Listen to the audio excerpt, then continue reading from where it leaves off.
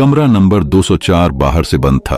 Hotel के manager ने उसे खोल कर देखा तो कमरे के पलंग पर एक युवती की लाश पड़ी हुई थी। युवती की आंखें फैली हुई थीं और मुंह से झाग निकल रहे थे। मैनेजर ने तुरंत होटल मालिक को फोन करके इस लाश की सूचना दी और उसके कहने पर गाजियाबाद के थाना वेव सिटी को लाश के बारे में बताकर होटल अनंत में आने को कह दिया। वहां मौजूद दानिश अपनी 22 वर्षीय बहन जोया की लाश देखकर जोर जोर से रोने लगा था।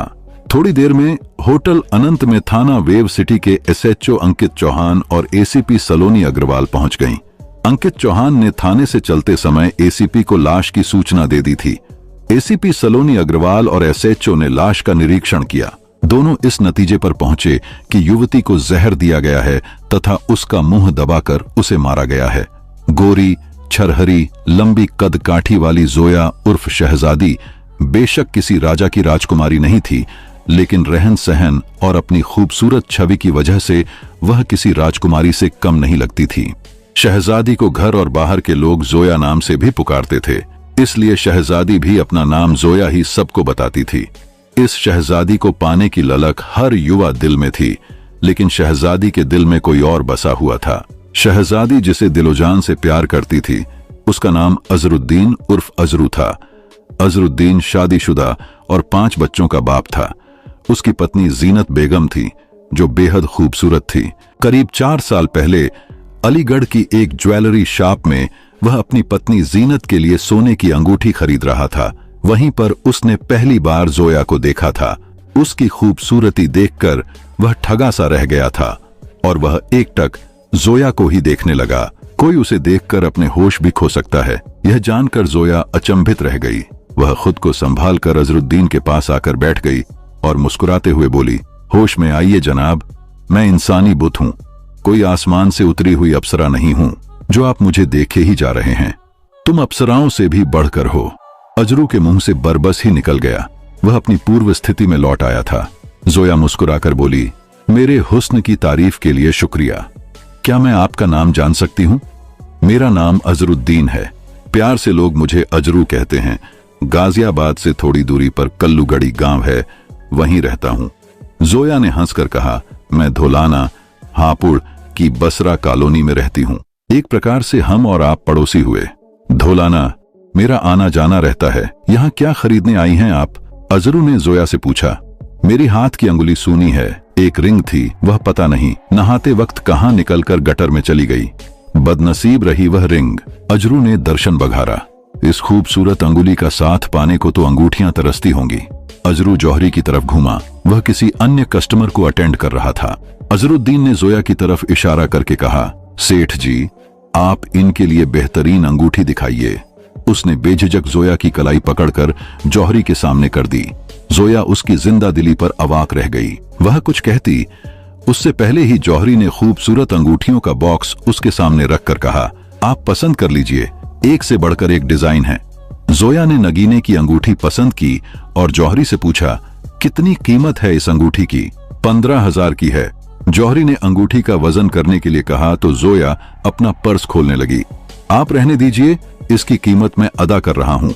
अजरू तुरंत बोला और उसने अपनी जेब से 15,000 रुपए निकालकर तुरंत जौहरी को दे दिए। जोया हैरान परेशान हो गई। एक अजनबी जिससे कुछ पलों पहले मुलाकात हुई थी, उसकी पसंद वाली अंगूठी की कीमत चुका रहा है, वह भी 10-5 रुपए नहीं, पूरे 15,000। कुछ क्षण तो जोया की जुबान तालू से चिपक गई। फिर वह बोली, अजरू, ये अंगूठी मैंने खरीदी है, फिर आप इसकी कीमत क्यों अदा कर रहे हैं? यह मेरी तरफ से आपको गिफ्ट है। अजरू मुस्कुराकर बोला, वैसे आपने अपना नाम नहीं बताया अभी तक। मेरा नाम जोया उर्फ शहजादी है। जोया ने प्यार भरी नजरों से अजरू को देखते हुए अपने लब खोले। यदि आप मुझे यह गिफ्ट दे रहे हैं तो अपने हाथ से इसे मेरी अंगुली में पहना भी दीजिए। अजरू ने जोया की कलाई पकड़कर उसकी अंगुली में अंगूठी पहना दी। जोया ने वह अंगुली चूम ली और भावुक स्वर में बोली, अजरू, आज से आप मेरे बहुत करीब आ गए हैं। मैं आपके इस अनमोल गिफ्ट को जीवन भर संभाल कर रखूंगी। अजरू मुस्कुरा दिया। इसके बाद दोनों दुकान से बाहर आकर अपने अपने रास्ते चले गए, मगर जाने से पहले उन्होंने एक दूसरे को अपना मोबाइल नंबर दे दिया था। जोया उर्फ शहजादी और अजरू के बीच पहले मोबाइल पर प्यार भरी बातों का सिलसिला शुरू हुआ। फिर वह पिकनिक स्पॉट, रेस्तरां और पार्कों में मुलाकातें करने लगे। उन दोनों के बीच प्यार गहराने लगा। अजरू ने अभी तक जोया को अपने शादीशुदा होने की बात नहीं बताई थी। वह जोया को अपनी शादी की बात बता देना चाहता था, क्योंकि जोया उसे बहुत गहराई से चाहने लगी थी। उसे लेकर वह शादी के सपने देखने लगी थी। अजरू उससे सच्चाई छिपाकर उसे इस मोड़ तक नहीं ले जाना चाहता था जहां पहुंचने के बाद जोया को वापस लौटने में तकलीफ हो। अजरू मौके की तलाश में था। उसे एक दिन यह मौका मिल भी गया। जोया ने उस दिन उससे एक होटल में कमरा बुक करने के लिए कहा था। कई दिनों से अजरू महसूस कर रहा था कि जोया उसे संपूर्ण रूप से पा लेने के लिए आतुर है। वह जब भी उससे मिलती थी उससे कसकर लिपट जाती थी। अपने जिस्म का सारा बोझ वह उसके ऊपर डाल देती थी। जोया को अपनी सच्चाई बताने का पक्का मन बनाकर उसने अलीगढ़ में एक होटल में कमरा बुक कर लिया। जोया को उसने कमरा बुक होने की बात बताई तो वह बहुत खुश हो गई। वह शाम को ही ढोलाना से अलीगढ़ पहुंच गई। अजरू होटल के बाहर उसका इंतजार कर रहा था। वह जोया को लेकर होटल के बुक किए कमरे में आ गया। कमरे में आते ही जोया ने उसके गले में अपनी नाजुक बाहों का हार पहना दिया। वह अपनी नाक अजरू की नाक से रगड़ती हुई चहक पड़ी। मैंने तुम्हें अपना सरताज मान लिया है अजरू। मेरे इस पाक जिस्म को तुम्हें छू लेने का मैं पूरा अधिकार दे रही हूं। आज तुम मुझे कली से फूल बना दो। तुम्हें संपूर्ण पा लेने की लालसा मेरे दिल में भी है जोया। लेकिन क्या अजरू? जोया उसे आश्चर्य से देखती हुई बोली। मैं तुम्हें अपनी एक सच्चाई बता देना चाहता हूं जोया, ताकि अपना पाक जिस्म मुझे सौंपने से पहले तुम हां या ना कहने का फैसला ले सको। ऐसी क्या बात है अजरू? जोया अलग होकर उसे हैरानी से देखने लगी। अजरुद्दीन गंभीर हो गया। उसने जोया की ओर देखा। वह उसे ही एकटक देख रही थी। अजरू ने मन को पक्का कर लिया और धीरे से बोला, मैं पहले से शादीशुदा हूं जोया। मेरे 5 बच्चे भी हैं। जोया उर्फ शहजादी कुछ पलों तक अजरू को ठगी सी खड़ी देखती रही, फिर मुस्कुराकर बोली, तुम शादीशुदा हो, इससे मुझे कोई फर्क नहीं पड़ेगा। मैं तुम्हारी बेगम बनकर एक कोने में पड़ी रहूंगी। मुझे तुम्हारा प्यार चाहिए और कुछ नहीं। सोच लो जोया, प्यार के जोश में उठाया गया यह कदम तुम्हारे लिए आगे चलकर परेशानी का सबब न बन जाए। बाद में तुम पछताओ कि तुमने नादानी में फैसला लेकर अपना सब कुछ खो दिया। अजरू, मैंने तुम्हें दिल की गहराइयों से प्यार किया है। तुम यदि यह बात छिपाकर मुझे पाने की चेष्टा करते तो मुझे बहुत दुख पहुंचता। तुमने एक अच्छे आदमी होने की मिसाल कायम की है। मैं तुम्हारे लिए अच्छा हूं जोया, लेकिन मैं अपनी पत्नी जीनत को धोखा देकर उसके साथ नाइंसाफी कर रहा हूं। जानती हो क्यों? क्योंकि तुम दुनिया की बेहद हसीन चीज हो। तुम मेरे दिल में बस गई हो। मैं अब तुम्हारे बगैर जिंदा नहीं रह पाऊंगा। ओह मेरे अच्छे अजरू, जोया ने लरजते स्वर में कहा और अजरू से लिपट गई। अजरू ने उसके नाजुक जिस्म को अपनी बाहों में समेट लिया और झुककर अपने तपते होंठ जोया के पतले पतले अधरों पर टिका दिए। कुछ पलों बाद उस कमरे में 2 जिस्मों की महकती सांसों और फुसफुसाते शब्दों से भर गए। जोया उर्फ शहजादी को संपूर्ण रूप से पा लेने के बाद अजरू प्रेमिका का दीवाना हो गया। जोया पर अब वह दिल खोलकर रुपया खर्च करने लगा। वह उसके लिए महंगे महंगे गिफ्ट देने लगा। जोया को उसने ऊपर से नीचे तक गहनों से लाद दिया। उनकी लव स्टोरी गहराती चली गई। जोया ने अजरू के इस दीवानगी की कद्र की। वह अपने मादक जिस्म की तपिश से अजरू को गरमाने में जरा भी संकोच नहीं करती थी। जोया की जवानी में अजरू पूरी तरह डूब गया था। अब उसे ख्वाबों में भी जोया ही चाहिए थी। इस पागलपन का परिणाम यह हुआ कि अजरू अपने बाप दादा की जमीनें बेचने लगा। जमीन से मिले रुपयों को वह जोया पर खर्च कर देता। जोया अजरू के इन कीमती तोहफों को पाकर आसमान में उड़ने लगी थी। जोया का बाप और भाई जोया के बहकते कदमों से अनजान नहीं थे। वह सब देख और समझ रहे थे, लेकिन खामोश थे, क्योंकि जोया के द्वारा घर में हर कीमती सामान आ रहा था। वह लोग अजरू से ही जोया का निकाह कर देना चाहते थे। अजरू उनके घर आता तो वह उसका गर्मजोशी से आदर सत्कार करते थे। एक प्रकार से जोया का पूरा परिवार अजरू को जोया का भावी शौहर मानने लगे थे। इधर अजरू की बीवी जीनत बेगम अपने शौहर के बदलते रंग से परेशान थी। वह देख रही थी उसका शौहर बाप दादा की जमीनें बेच रहा है, लेकिन वह रुपया घर में खर्च नहीं कर रहा है, कहीं और खर्च कर रहा है। जीनत का अनुमान था अजरू ने कोई बड़ा बिजनेस शुरू कर दिया है। एक दिन अजरू का जानकार दोस्त उससे मिलने उसके घर आया। अजरू घर पर नहीं था। उस दोस्त ने जीनत का हाल पूछा। कैसी हो भाभी? अच्छी हूं। जीनत ने औपचारिकतावश कहा, तुम्हारे भाईजान तो घर पर नहीं हैं। आजकल अजरू मिलता ही नहीं है। अजरू का दोस्त परेशान होकर बोला, पहले अजरू मेरे से रोज मुलाकात कर लेता था। उन्होंने कोई बिजनेस शुरू कर दिया है, इसीलिए तुमसे नहीं मिल पाते हैं। वह दोस्त मुस्कुरा दिया। कैसा बिजनेस भाभी? वह तो जोया के प्यार में पागल हुआ पड़ा है। यह सुनकर जीनत का दिल धड़क उठा। यह जोया कौन है भाईजान? जोया धौलाना हापुड़ में रहती है। भाईजान उसके इश्क में पड़ गए हैं। क्या आप यह नहीं जानती? नहीं, मैं उनका घर और बच्चों की देखभाल में उलझी रहती हूं। मुझे क्या खबर कि वह बाहर क्या कर रहे हैं। आप नादान और भोली हैं। घर में ही रहेंगी तो अजरू आपके हाथ से निकल जाएगा। उसके पैरों में रस्सी बांध कर रखना जरूरी है। मैं अजरू का गहरा दोस्त हूं। उसका अच्छा बुरा सोचना मेरा फर्ज है। मैंने आपको आगाह कर दिया है। आप यह बात अजरू से मत कहना, नहीं तो हमारी दोस्ती में दरार पड़ जाएगी। आपका नाम मैं नहीं लूंगी भाईजान। आपने मुझे उनकी प्रेम कहानी की सच्चाई बताकर बहुत बड़ा एहसान किया है। जीनत ने गंभीर स्वर में कहा, मैं आज ही उनकी खबर लूंगी। अजरू का दोस्त चला गया। जीनत को अपने शौहर की करतूत का पता चल चुका था। बाप दादा की जमीनें बेचकर अजरू जोया के ऊपर खर्च कर रहा है। ये बात उसे परेशान और चिंता में डाल देने वाली थी। अजरू को जीनत दिलोजान से चाहती थी। उसका घर और इसके बच्चों को संभालना जीनत अपना फर्ज समझती थी। उसने इस फर्ज की अदायगी में नाइंसाफी नहीं की थी। अजरू इस बात को जानता था और उस पर वह अपना भरपूर प्यार लुटाता था। अपने शौहर के इसी प्यार की भूखी थी जीनत। लेकिन अब अजरू का दिल कहीं और कुलांचे भर रहा था। वह महसूस कर रही थी कि उसका अजरू अब पहले वाला अजरू नहीं रह गया है। इसके पीछे की सच्चाई जानकर जीनत का दिल रो पड़ा था। जीनत की आंखें भर आईं। उसका मन काम में नहीं लगा। रात को अजरू घर आया तो जीनत ने उससे सीधा सवाल कर डाला, यह जोया कौन है जिसके पीछे आप अपना घर, बच्चे और मुझे भूलते जा रहे हैं? अजरू एक पल को हक्का बक्का रह गया। उसके प्रेम की भनक उसकी बीवी को लग चुकी है। यह जानकर उसने गहरी सांस भरी और बोला, जोया से मैं प्रेम करता हूं जीनत। क्या मेरे प्यार में कोई कमी रह गई थी जो आपको बाहर मुंह मारने की जरूरत आ पड़ी?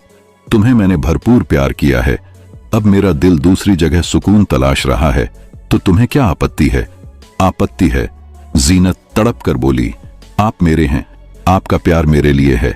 इसे कोई दूसरी बांट ले, मुझे यह हरगिज मंजूर नहीं है। मैं जोया को नहीं छोड़ सकता जीनत। तुम्हें मैं खाने पीने का पूरा खर्च दे रहा हूं। तुम अपने घर और बच्चों में खुश रहो। मैं बाहर क्या कर रहा हूं इससे परेशान मत हो। अगर आपको बाहर सुकून मिलने लगा है तो मैं आपके साथ आगे नहीं रह पाऊंगी। मैं आपसे अलग होना ज्यादा पसंद करूंगी। मैं घुट घुट कर जिंदगी नहीं जीना चाहती। तुम्हारी मर्जी है जीनत। तुम यहां रहती तो मुझे अच्छा लगता। अजरू ने गहरी सांस भरकर कहा, आप जोया को छोड़ देंगे तो मुझे भी अच्छा लगेगा। जीनत ने दो टूक कहा और अंदर कमरे में चली गई। उसी दिन जीनत अपने बच्चों को साथ लेकर अपने मायके चली गई। अजरू जोया के प्यार में इस कदर डूब गया था कि उसने अपने बीवी बच्चों को रोकने की जरूरत नहीं समझी। जोया की मोहब्बत में अजरू, जीनत का घर और रिश्ता टूट गया। जोया के इश्क का भूत अजरुद्दीन पर इस कदर सवार हुआ कि उसने खेत बेचने के बाद अपना पैतृक घर भी बेच दिया। उसने उन पैसों से जोया की फरमाइशें पूरी करनी शुरू कर दी। कुछ ही दिनों में उसके मकान का पैसा भी खत्म हो गया। अजरू मकान बेच देने के बाद किराए का घर लेकर रहने लगा। जोया को अजरू द्वारा दिए जा रहे गिफ्ट पाकर संतोष नहीं हो रहा था। उसे गिफ्ट लेने का चस्का सा लग गया था। वह रोज अजरू से किसी न किसी चीज की डिमांड कर देती और अजरू उसकी फरमाइश पूरी करने के लिए दिल खोलकर रुपए खर्च करता। मकान बेचने के बाद मिला पैसा आखिर कितने दिनों तक चलता? अजरू एक दिन खाली जेब रह गया। फिर भी जोया की फरमाइश नहीं थमी। अब अजरू ने बाइक चोरी करनी शुरू कर दी।